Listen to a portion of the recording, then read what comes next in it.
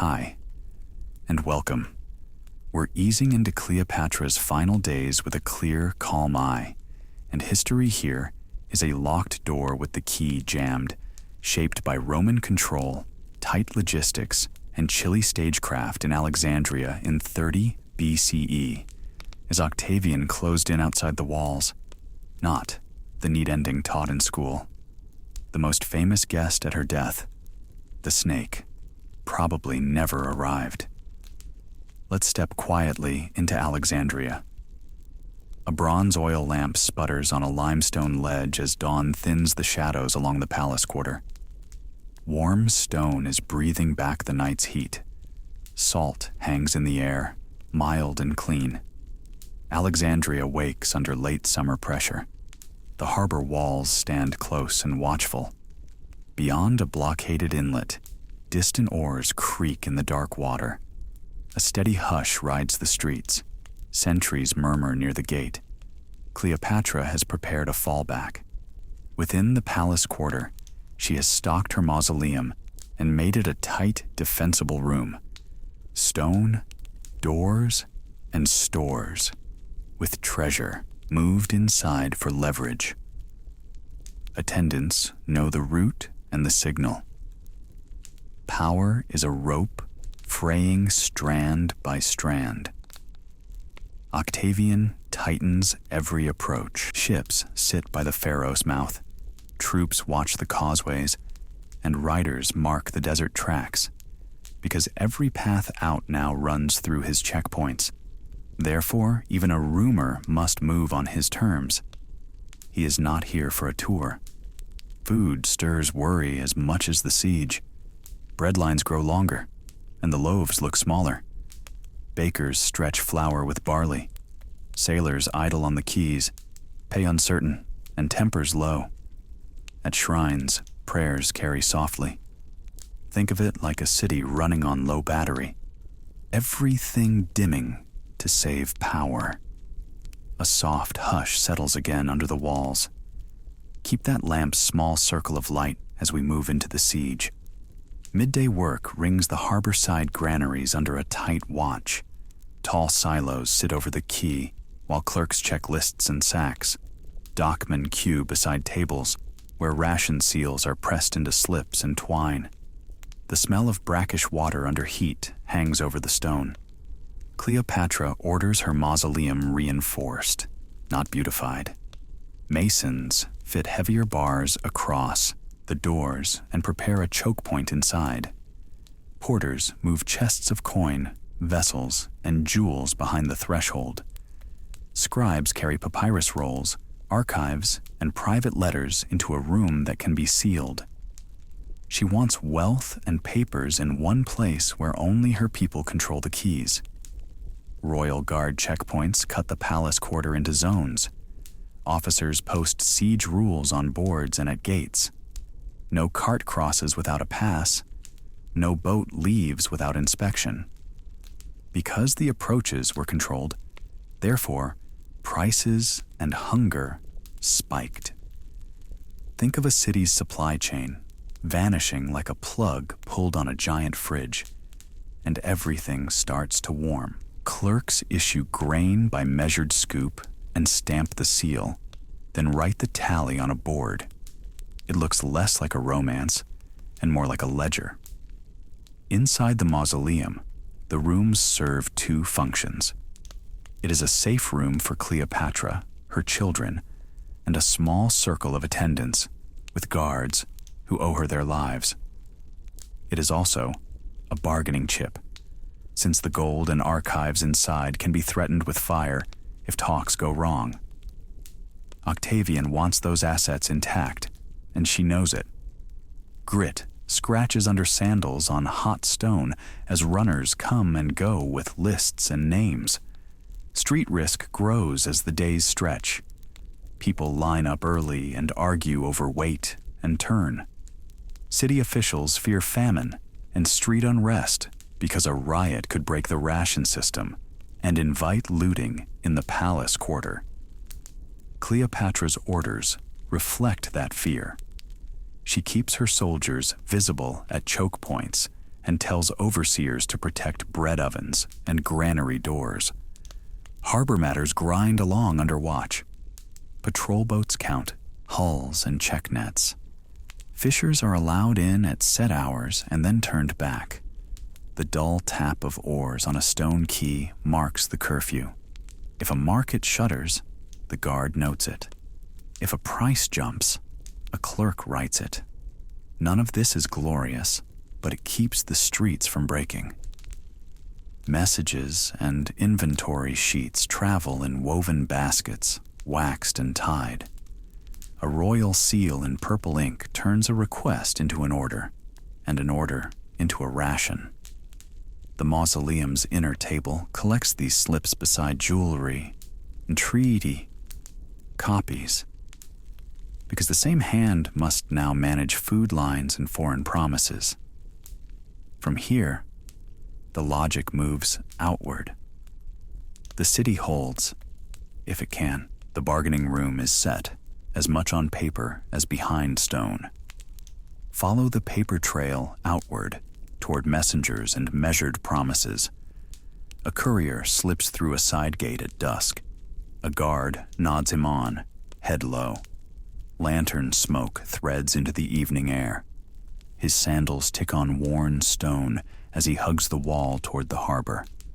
A square of papyrus sits on a low table in the mausoleum. A scribe folds it, and a ring drops to meet the wax warm under a seal pressed onto a letter. A wax seal cools to a dull shine. Sealed letters and signet impressions carry weight and risk. Cleopatra's asks are careful. She offers tribute from her vaults, grain shipments from the Delta, and ships disarmed. In return, she asks safety for her children, including the twins, and the hope that a child might hold a smaller crown under Rome. The tone is measured, almost dry. Envoys carry these notes with small gifts, not grand ones. Coins move in sealed baskets. Fine linen and incense sit on top as tokens. It signals respect, not equality, and it tries to avoid feeding Roman stories about bribes. At Octavian's camp, the protocol is plain. Envoys are led to a tent, and a Roman officer speaks while a Greek interpreter carries words back and forth. Answers are written by a secretary. Nothing is signed lightly, and every promise has an audience in mind. Because Octavian wanted a living trophy, therefore her leverage narrowed. He did not need land. He needed the scene, the march, the line that said, "Egypt bows." He let hints of clemency breathe, but not power. His clerks carry back brief replies. It was like trying to bargain with a landlord who had already changed the locks. She hears of kind treatment if she yields, and of Rome's honor if she cooperates. Back in Rome, offices and honors are within his reach.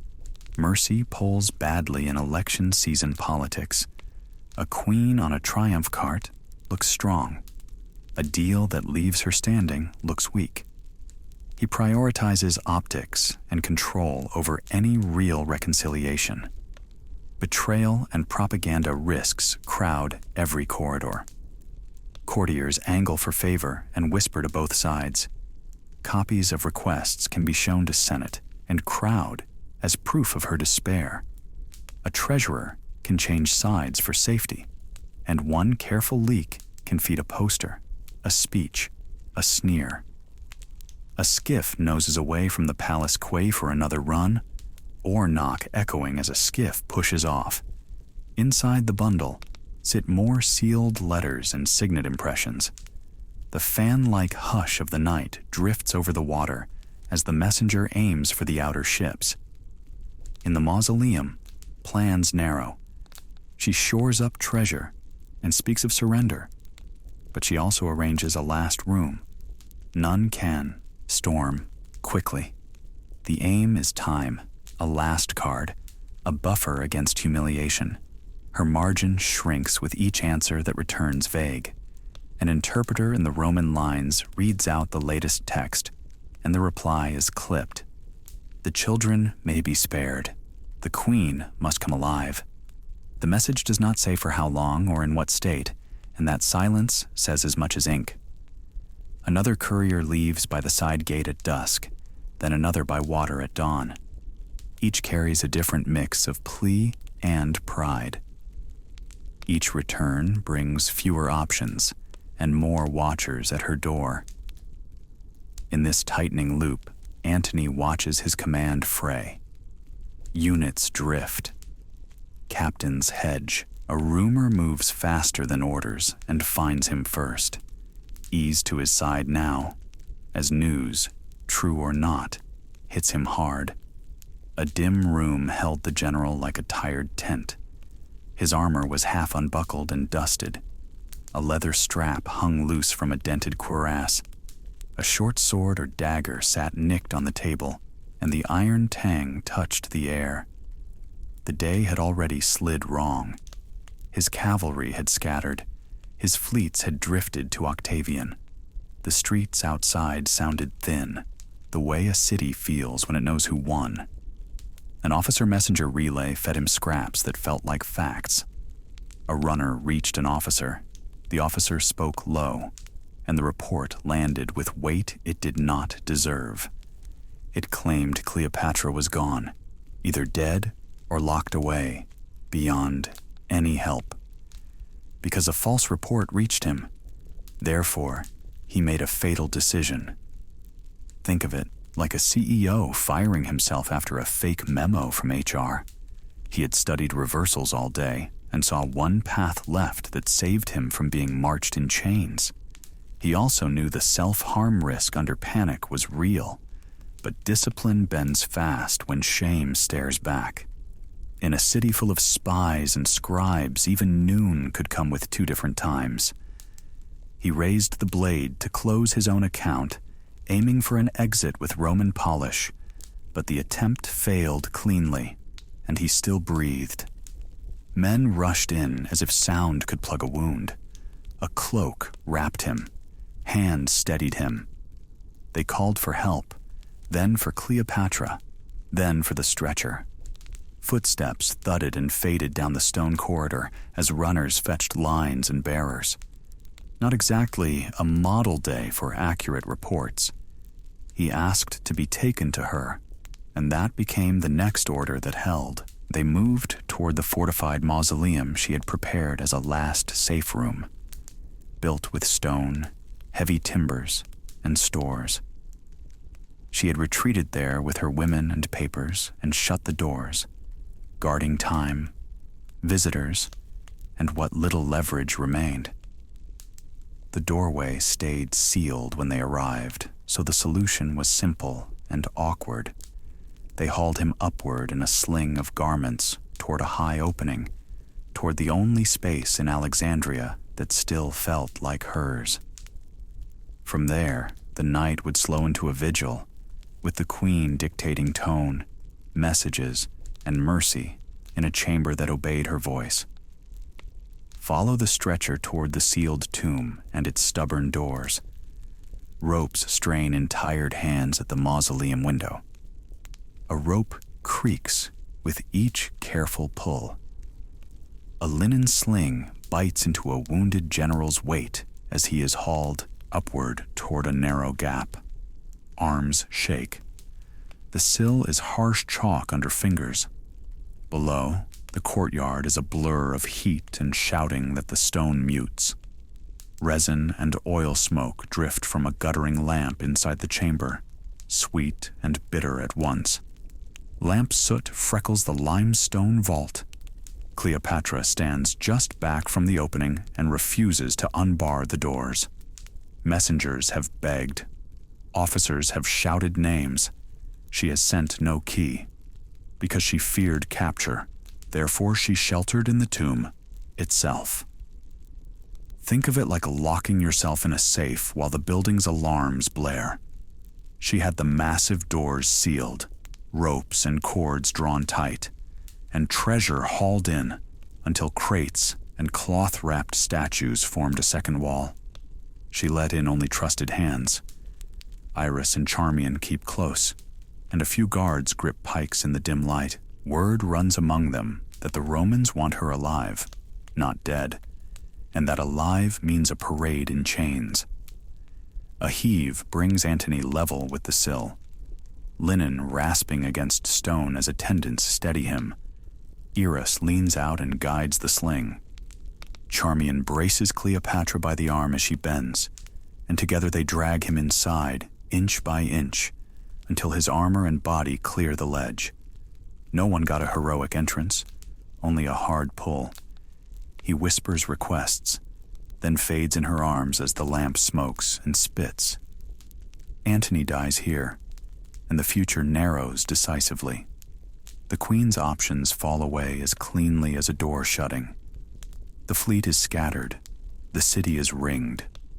Octavian's scouts crowd the palace quarter, and his siege lines sit like thorns at every gate. The immediate risk of Roman seizure is no rumor now. She understands what a Roman triumph looks like. She knows her name will be shouted through foreign streets if she is taken. Iras and Charmian press cloth to their faces against the thick air and hold the line on the door. A scribe wraps Antony's body, and a small procession crosses the chamber. There is no wailing, only quick orders, careful hands, and the scrape of sandals. A letter goes out under seal to Octavian, asking leave to bury him with honor. Another note follows, quieter in tone, that reaches for terms. She bargains for her children. She bargains for her city. The answers come back neat and polite and edged. He will grant burial. He will grant safety to some. He will not be hurried. Soldiers appear at the outer square in disciplined files. Spears tap stone. Standards ripple above helmets in the bright heat. Octavian's officers mark houses, seize granaries, and place guards at the palace gates. The harbor quays fill with men stripping ships in an orderly frenzy. Inside the mausoleum, the lamp burns low and stains the ceiling with fine black dust as Cleopatra waits in a fortress made to hold the dead. Step out of the tomb's hush and into the measured cadence of Roman command. Take a slow inhale through your nose. Let a longer exhale drift out. Alexandria sits under siege. Octavian's camp presses the land gates, and his ships hold the harbor tight. The palace quarter is watched. The mausoleum stands guarded, part sanctuary and part signal. The last gambits have failed, from calls to wavering allies to hints of a deal that never quite took. Patrols keep the city on a short leash, and messengers do not wander far. Because the siege has squeezed food and patience, therefore every choice now carries extra weight. The fear sitting closest is not a sudden strike, but the slow risk of humiliation and display. A quiet draft moves the edge of a curtain. The cloth lifts once, then settles, and the room keeps its small hush like a steady fan. Pressure in a siege often feels dull rather than loud. Days repeat. Gates open only under watch. The harbor shows more ash than canvas. Cleopatra keeps the mausoleum ready, not only for safety, but also as leverage, a place whose meaning might restrain a victor's hand. Guards know their posts. Servants carry news in careful tones. The city's leaders weigh what little they can trade. Every step is measured, since a misread signal could invite a show of force or a public humiliation march. The stakes are high, yet the moves are small. This is a history of choices, not jump scares. The record that reaches us is trimmed by time, shaded by Roman pride, and cross-checked where it can be.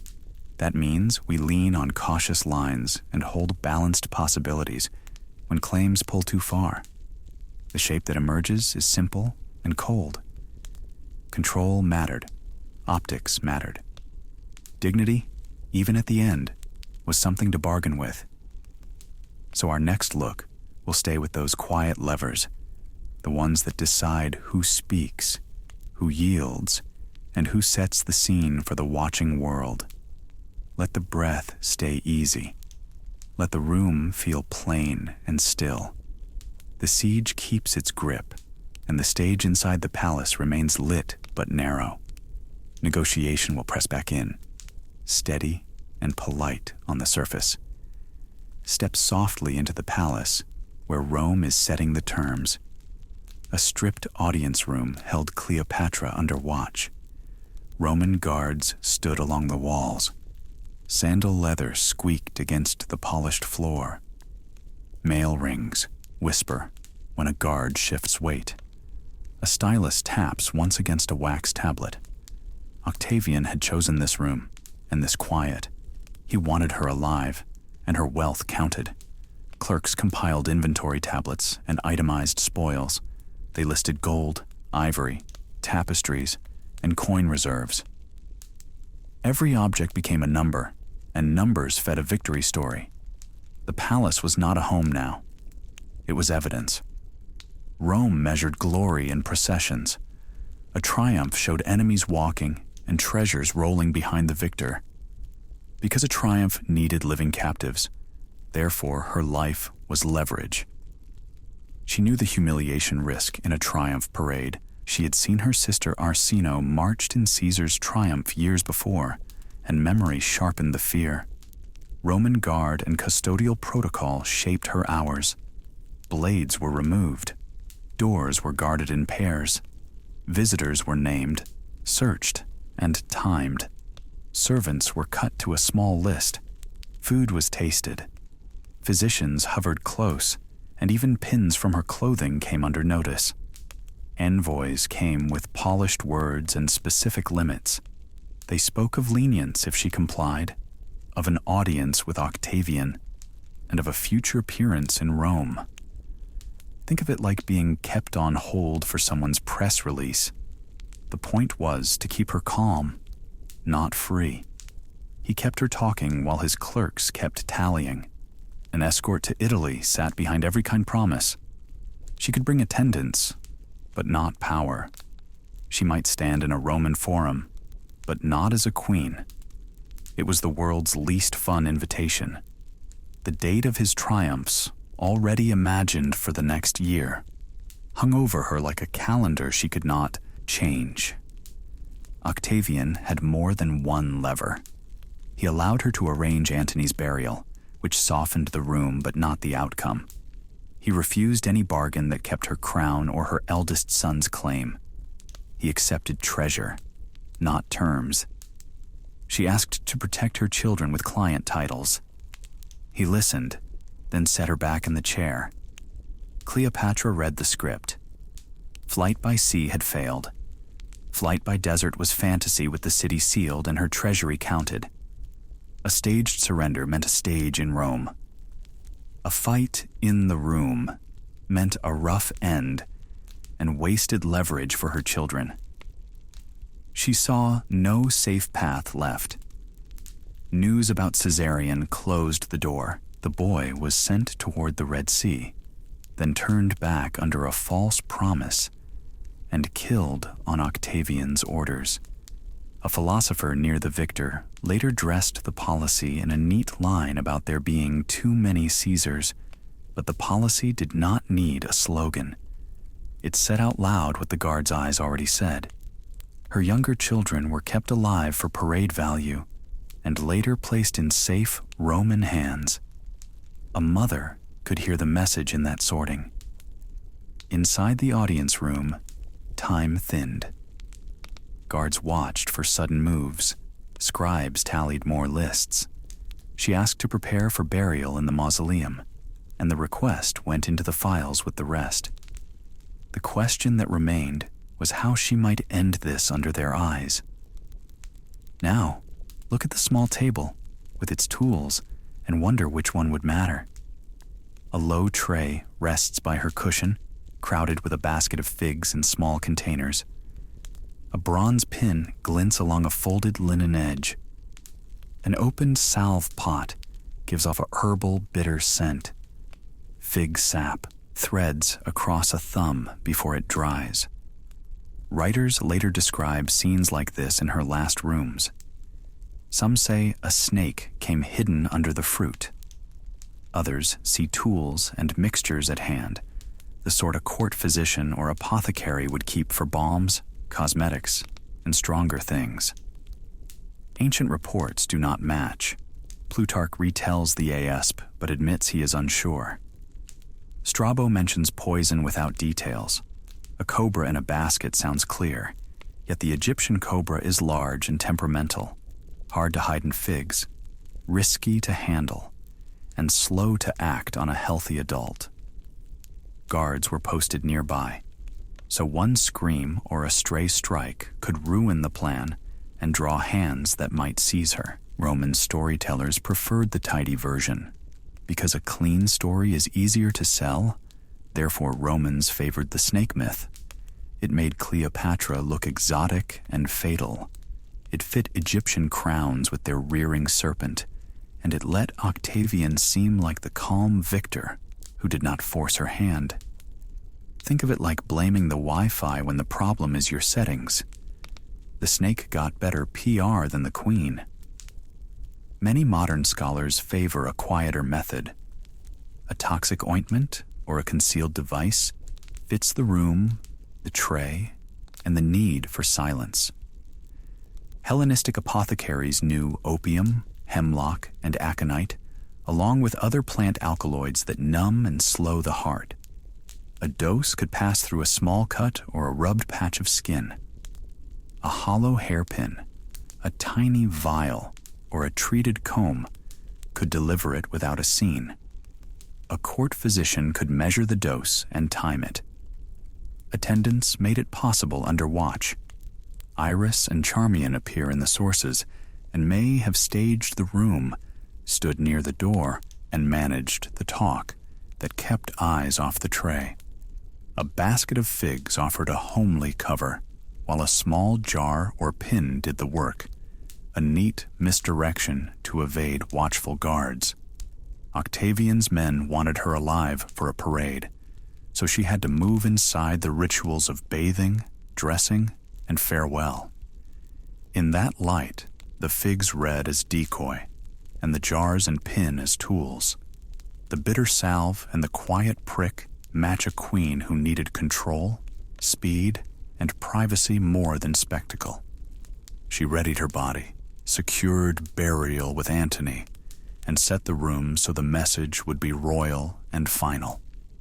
The exit was arranged with care, not chaos. Now follow the queen into her last deliberately arranged hours. White linen waits on a low couch. A diadem lies within reach. Steam from the bath fades to a faint, clean warmth, while water beads roll down a smooth stone basin. A thin gold band rests beside a folded cloth. The room is orderly, and small sounds are soft. Cleopatra has set the stage herself, not for drama, but for control. Sealed notes go out to the guard and to Octavian, brief and exact. She asks for burial with Antony, the wish she had stated before, the wish bound to the mausoleum she stocked with treasure. Because she acted quickly and privately, therefore Octavian lost a living trophy. The funerary linens are ready, the room is clear, and the exit is timed to the moment. Think of it like resigning 5 minutes before the dreaded meeting begins, so the slideshow never gets to your face. Hard to parade someone who won't show. Iris and Charmian keep close, trained hands steady even now. One brings the linens. One checks the small items. Iris sinks first, spent, near the couch. Charmian lifts the royal diadem and straightens it again, a final service, and then she too lowers herself and goes still. The last acts are domestic and loyal, not grand. The hush in the chamber holds. A guard waits outside, stalled by the delivery of the note and the tidying of the door. The entry comes late, and the discovery is staged under controlled calm. They find the queen in order, diadem set, linens neat, Iris fallen at her feet, and Charmian just beyond. The alarm rises, but Octavian's people manage the scene, and soon the news matches the arrangement. There is no living captive for Rome to cheer. Instead, he allows a burial with Antony under his watch, the rites modest, the message curated, the afternoon promptly sealed. The last hours leave a long echo. Rome will tell it as fate and venom, tidy and useful. Coins and speeches will show Alexandria broken and safe, and the queen brought to an end that flatters the victor. The real image is smaller and colder. It fits in a quiet room where linen, a thin band of gold, and two faithful women close a dynasty. Listen to the official story form while the room falls still. Take a slow breath in. Let a longer breath out. Draw in another easy breath. Send out an even slower one. Octavian's legions ringed Alexandria. The harbor sat under guard, and the walls faced watchful camps. Supplies and choices narrowed, and the city learned how control feels when it arrives by the mile, and then stays. The air held a steady hush. Roman control tightened around Cleopatra. Messengers came and went under, eyes not her own. Meetings were measured. The method was steady, not loud, like a door closing by inches. She kept a private exit in reach inside those guarded rooms. Ancient writers did not agree. Because their reports clash and carried agendas, therefore uncertainty is normal. The neat snake makes a tidy headline and a simple picture. The real shape looks cooler and more managed, with risk of public shame kept close until the very end. A faint breeze brushes the back of your hand. A curtain edge lifts once, then settles. A wick's tiny glow softens at the edges. The floor stays calm beneath the story. What remains are stories and outcomes. The city lived on under new names and new rules, and the memory of her last days was pressed into a cleaner tale. Soon, we glance at what survived, which parts were kept and which parts were framed. We keep it gentle and focus on the consequences and the legacy that followed. Now, we move into the aftermath, where the victors wrote the caption. Carpenters crowd a narrow Roman street as a triumph float takes shape. The morning air smells of paint resin and fresh-cut wood. Hammer taps ring against a cart's frame, bright and regular. Boys run errands with brushes and rope, while overseers check a list. Painters lift a panel showing a queen with a crown, eyes set forward. Gold paint dries to a dull, bright skin along the edges. An asp symbol curls on the prow of the float where all can see. This effigy will ride at the front of the spectacle, a neat answer to a messy war, so the crowd can read the point at a glance. Augustus's organizers script the order of march and the signs. Because winners shaped the story, therefore the tidy myth outlived the mess. They choose the asp for speed and clarity, and they place Cleopatra's image where it can lock eyes with Rome. Long-term control followed as a simple image stuck, while complex choices, negotiations, and fear sank out of sight. Passers-by pause to read the panels as workers test the wheels. Think of a viral post where the caption keeps getting shared long after the photo is gone. History kept the emoji, not the thread. Imperial orders folded Egypt into Rome. Edicts reworked the palaces into a Roman base. A prefect, not a senator, would govern, and the treasury became the emperor's account. Grain fleets were scheduled for Italy.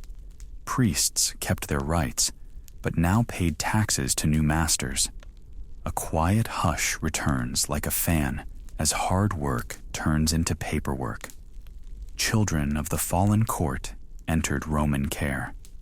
Cleopatra VII and Alexander Helios were displayed with tokens in the parade, then sent to the household of Octavia, the emperor's sister.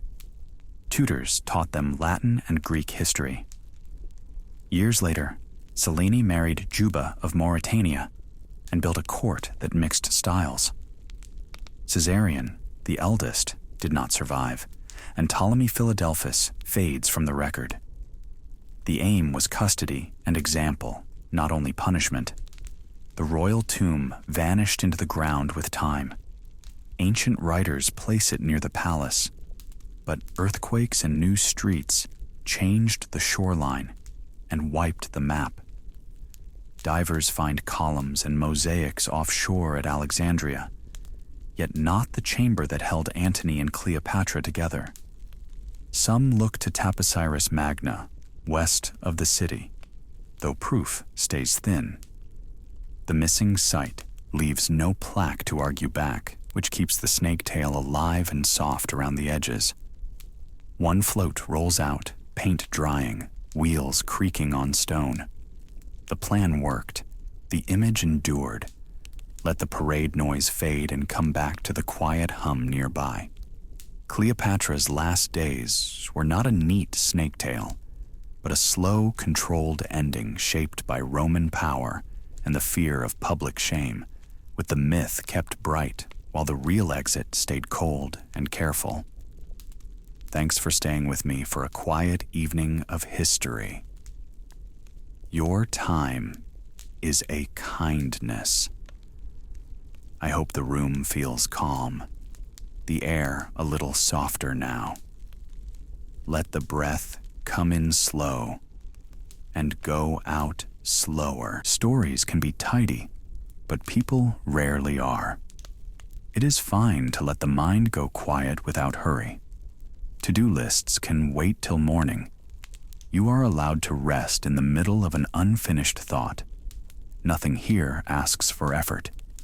If this channel helps you unwind, a gentle like or subscribe is welcome, and only if it keeps bedtime easy.